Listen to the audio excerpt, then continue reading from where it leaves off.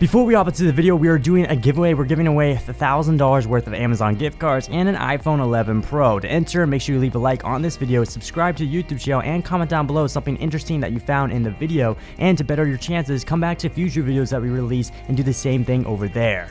NBA stars make a living off embarrassing lesser players with their on-court skills, but sometimes they get caught on the receiving end. Whether it be a bad flop, a poster dunk, or getting their ankles broken, every league star has a moment or two they'd like to forget. Here are several NBA stars who got absolutely embarrassed on the court. Patrick Ewing. The Chicago Bulls-New York Knicks rivalry of the 90s is remembered as one of the most bitter rivalries in the history of sports. For NBA fans in the 90s, there was no better show than the trash-talking, in-your-face, defense and spectacular dunks between the two Eastern Conference teams every year in the playoffs. New York built a physical and aggressive team around Hall of Famer Patrick Ewing and sharpshooter John Starks that ground its opponents down, played dirty, and made plenty of enemies along the way. Their biggest enemies were, of course, Michael Jordan's Bulls, who dominated that decade with 6 titles and carried a huge target on their backs during the era. The Bulls and Knicks faced each other in the playoffs 5 times in the 90s, in 91, 92, 93, 94, and 96. But the Knicks were usually no match for Chicago's core of MJ, Scottie Pippen, and the legendary role players like Tony Kukoc. The Knicks knew they were the inferior team, so they compensated by fouling hard, talking trash, and epitomizing 90s basketball. In his interview for the Last Dance documentary about the 90s Bulls, Ewing said things were personal between the two teams. "We hated each other. It was extremely physical. It wasn't really a foul until you drew blood. The two teams outright hated each other, so it was pretty common to see them outright disrespect each other on the court. That disrespect showed through Game 6 of the 1994 Eastern Conference Semifinals when Scottie Pippen put down this nasty poster on Ewing.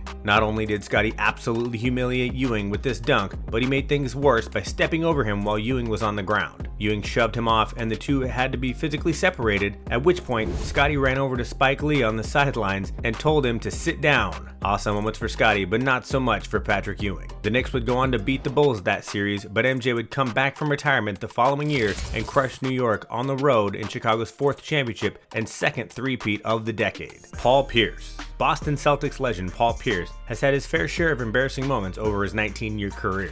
He might be known today for giving terrible takes on NBA superstars for ESPN, but there's a reason his teammates and opponents called him the truth back in his playing days. Pierce was a three-point artist during his prime with the Celtics and won 10 All-Star selections in addition to helping the C's get their first NBA title in almost 20 years in 2008. We all remember his infamous wheelchair gate moment in Game 1 of those finals against the Lakers, when he allegedly faked a serious leg injury to hide bathroom problems on the court and came back 2 minutes later to help win the game for the Celtics. But the truth also got shown up plenty of times on defense by other players' ball handling skills. In 2012 against the Orlando Magic, Jameer Nelson hit Pierce with his crossover that made the NBA champion buckle. Jameer missed a shot, but maybe that's because he was laughing so hard at Pierce getting folded like a lawn chair. Pierce got shown up so bad, Tracy McGrady convinced producers of The Jump on ESPN to show the video years later. The same year, Joe Johnson of the Brooklyn Nets gave Pierce the business with this crossover, causing him to hit the floor while he buried the shot. Blame it on age, but legend says Pierce signed with the Nets the next season to try and find that ball. Dwight Howard. Looking back on the career of former superstar Dwight Howard, few poster dunks are as hilarious as the time he got baptized by Kobe in his rookie season for the Magic.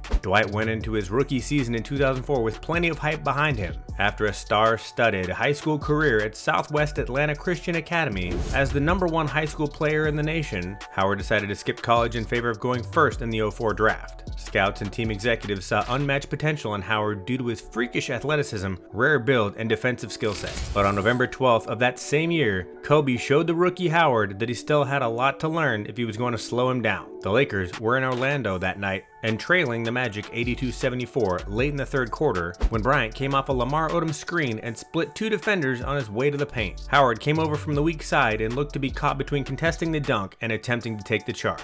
Howard told it like this in an interview for the NBA YouTube channel. "That's when I realized I was still a rookie. I tried to stand there. I thought he was just going to shoot a jump shot. He came down the lane and dunked it so hard, it was like BAM! And I don't remember hearing nothing else." That was like the first time I'd been dunked on in my whole life. Dwight's family, friends, and teammates poked fun at Dwight for the dunk the rest of the season, and sometimes the ridicule even came from fans. I could go to the mall and see a guy asking for an autograph, but he would have a shirt that would have a picture of me getting dunked on by Kobe. That's not a good feeling. Laker fans remember that dunk as one of the greatest dunks in Kobe's decorated career and the beginning of a long and complicated relationship between him and Dwight. James Harden. Houston Rockets superstar James Harden is usually the one showing up other NBA players with his arsenal of step-back jumpers and quick handles. Whether you love the way he plays the game or hate it, Harden is considered one of the most lethal of his generation and perhaps all time. That doesn't mean the beard doesn't act like a diva at times, especially in the locker room and on the court when calls don't go his way. As a player known for milking the NBA contact rules and drawing every foul he can, Harden tends to rub some players and fans the wrong way for the way he reacts when officials keep his flopping in check. Harden's temper came back to bite him in the game against the Pelicans on October of 2019. With just 3 seconds left on the clock, at the end of the second quarter, Harden pushed the ball up to the three-point line to get off a tie-breaking shot before halftime. Unfortunately for the Beard, Josh Hart was right there in front of him when he went to shoot the three, and officials didn't call any contact. Harden got visibly frustrated and slammed the ball into the court at the sound of the buzzer, but he didn't expect it to bounce right back up and hit him directly in the face. Josh Hart's reaction says an all-time great like LeBron James doesn't find himself on the receiving end of embarrassment too often. With unmatched athleticism and basketball IQ rarely seen in a player, LeBron has made his living off outplaying opponents to win 4 titles and cementing his status as arguably the best player of all time.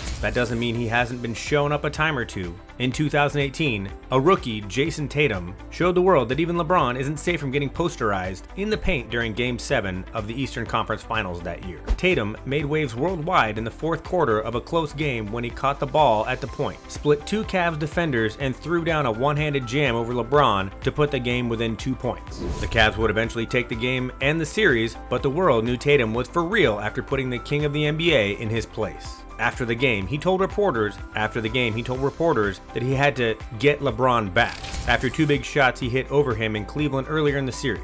Let's hope we get to see plenty of big moments from Tatum for years to come. Dikembe Mutombo. Hall of Fame player Dikembe Mutombo was a defensive force during his 18-year career in the NBA. Standing at 7 feet 2 inches, Dikembe was a defensive terror during his days with the Nuggets and Hawks in the 90s. Fans remember him for his signature finger wave following every block shot, which he did often. In 2007, while playing for the Rockets, Dikembe passed Kareem Abdul-Jabbar for the second most blocked shots in league history behind Hakeem Olajuwon and wrapped up his legendary career 2 years later. But in Game 5 of the Eastern Conference semifinals, a guy with the initials MJ gave him a taste of his own medicine. Flashback to the All-Star game of that year, all the Eastern Conference players were hanging out in the locker room at Gund Arena in Cleveland when Dikembe thought it'd be a good idea to let Jordan know that his airness had never dunked on him. Not once in his first 6 years as a defensive powerhouse in the league. Knowing MJ's competitive nature, the reigning Defensive Player of the Year should have known that it would come back to bite him. Fast forward a few months to Game 5 of the Eastern Semis in Chicago,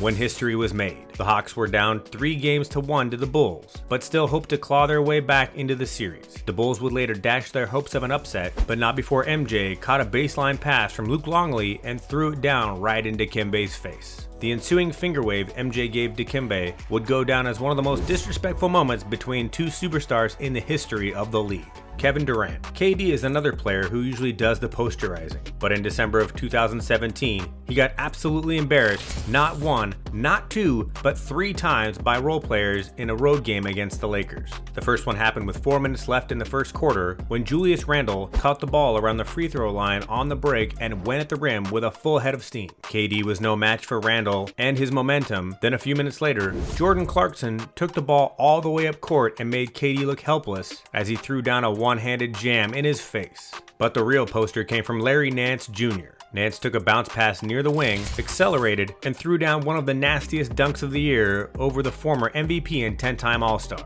The Laker bench went absolutely insane, since this was the 2017-2018 Lakers, though they still lost the game by 2, and none of these 3 players would go on to be part of the 2020 squad that won the ring with LeBron in the bubble. Final thoughts. Every NBA star has been on the receiving end of humiliating plays due to the sheer amount of talent in the league. Some of these plays went on to be some of the most viewed highlights in the history of the game, and we can't wait to see more in the coming years. For more content like this, stay tuned and subscribe to UpNext Sports on YouTube.